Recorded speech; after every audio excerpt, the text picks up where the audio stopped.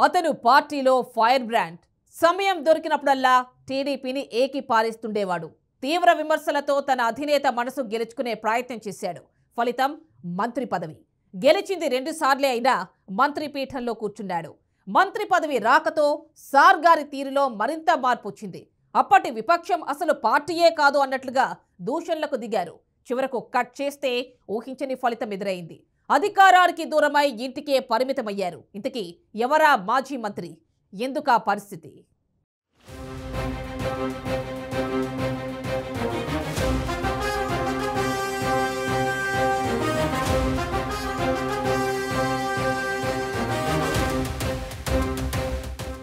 ఉమ్మడి తూర్పుగోదావరి జిల్లాలో తుని నియోజకవర్గానికి ప్రత్యేక గుర్తింపు ఉంది. అక్కడున్న రాజకీయ పరిస్థితులే ఇందుకు కారణం. ఒకప్పుడు టీడీపీలో నెంబర్ 2గా వెలిగిన యనమల రామకృష్ణుడు 6 సార్లు ఎమ్మెల్యేగా ప్రాతినిధ్యం వహించింది కూడా ఇక్కడే. నియోజకవర్గంలో తిరుగులేదు అనుకున్న యనమలకు 2009 నుంచి ఎదురుదెబ్బలు తగులుతున్నాయి. అక్కడి నుంచి యనమలతో పాటు ఆయన సోదరుడు యనమల కృష్ణుడు కూడా వరుసగా ఓటమి పాలయ్యారు. 2014, 2019 ఎన్నికల్లో వరుసగా 2 సార్లు వైసీపీ అభ్యర్థి దాడిశెట్టి రాజా యనమల కృష్ణుడిపై విజయం సాధించారు. టీడీపీ కంచుకోటగా భావించిన తునిలో వరుసగా 2 సార్లు వైసీపీ గెలవడం అందర్నీ షాక్కు గురిచేసింది.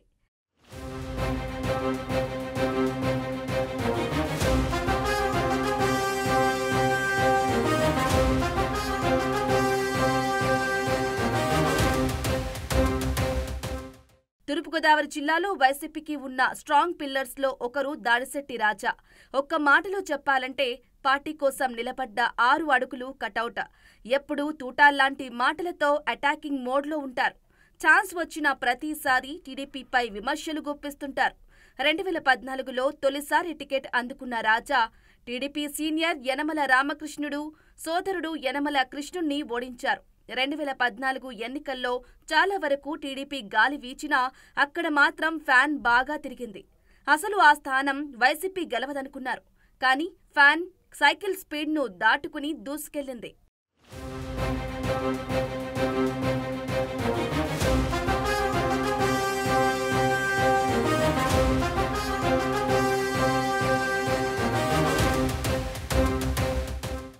యనమల కంచుకోటలో పాగా వేసిన వైసీపీ అదే టెంపోను కొనసాగించింది. 2014-19 మధ్య అధికారంలోకి లేకపోయినా పార్టీని బలోపేతం చేసుకున్నారు దాడిశెట్టి రాజా. దీంతో 2019లోనూ విజయం వరించింది. మంచి మెజార్టీతో దాడిశెట్టి రాజా గెలుపొందాడు. రెండోసారి గెలుపుతో రాజా ఇమేజ్ మరింత పెరిగింది. టీడీపీని టార్గెట్ చేసి మాట్లాడటంలో మరింత దూకుడు ప్రదర్శించారు. అదే జగన్ 2వ కేబినెట్లో చోటు దక్కేలా చేసింది. ఎమ్మెల్యేగా గెలిచింది 2 సార్లే అయినా ఏకంగా కేబినెట్లో కొలువయ్యారు. ఇక మరింత స్వామి భక్తిని ప్రదర్శించే ప్రయత్నం చేశారు. అప్పటి విపక్షం టీడీపీపై తీవ్ర స్థాయిలో ధ్వజమెత్తారు. టీడీపీ వ్యవస్థాపకులు ఎన్టీఆర్ని సైతం చేతకాని వెధవ అంటూ తీవ్ర వ్యాఖ్యలు చేశారు. ఆ వ్యాఖ్యలు అప్పట్లో తీవ్ర దుమారం రేపాయి. ఎన్టీఆర్ను పరుష పదజాలంతో దూషించడం అప్పట్లో చర్చనీయాంశమైంది. ఆ వ్యాఖ్యలపై వివరణ అడిగితే తాను అన్న మాటలకు ఇప్పటికీ కట్టుబడి ఉన్నానంటూ కుండబద్దలు కొట్టారు.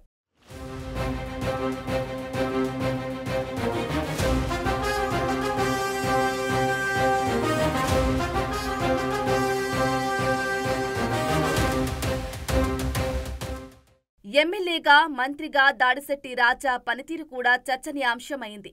తన వాళ్లు అనుకున్న వాళ్ల కోసం ఎంత దూరమైనా వెళ్లడం, తన వాళ్లు కాదు అనుకుంటే అసలు పట్టించుకునేవారు కాదనే వాదనలు బలంగా ఉన్నాయి. అంతేకాదు అధికారం అడ్డం పెట్టుకుని చాలా వెనకేసుకున్నారు అనే విమర్శలు కూడా ఉన్నాయి. అంతేకాదు స్థానికంగా జరిగిన ఓ విలేకరి హత్య వెనుక ఆయన హస్తముందని ఆరోపణలు కూడా ఉన్నాయి. రాజా ఆదేశాల మేరకు విలేకరి హత్యకు గురయ్యారని వార్త అప్పట్లో సంచలనం రేపింది. దానికి సంబంధించిన కేసు కూడా నమోదయ్యింది.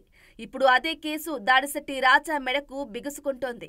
హత్య కేసును ఎట్టి పరిస్థితుల్లో వదిలేది లేదని కూటమి ప్రభుత్వం తేల్చి చెబుతోంది. అంతేకాదు అధికారాన్ని అడ్డం పెట్టుకుని మైనింగ్ అక్రమాలకు పాల్పడ్డారనే ఆరోపణలు కూడా ఉన్నాయి. వీటిపై కూడా త్వరలోనే కేసులు నమోదవుతాయని చర్చ కూడా సాగుతోంది.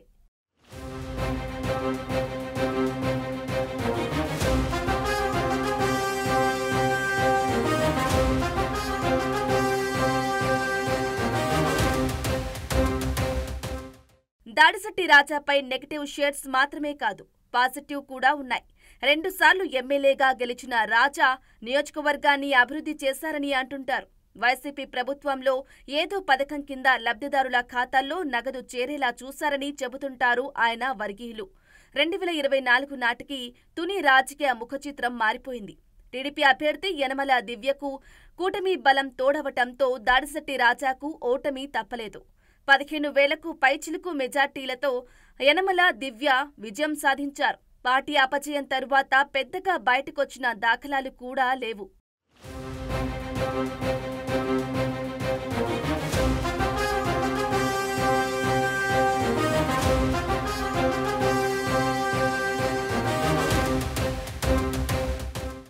తునిలో వైసీపీ నేతగా ఉండి అతి తక్కువ సమయంలోనే తుని అంటే తన అడ్డా అనే రేంజ్కు వచ్చాడు దాడిశెట్టి రాజా. కానీ ఆ క్రమంలో రాజా చేసిన పొరపాట్లు ఆయన ఓటమికి కారణమయ్యాయి.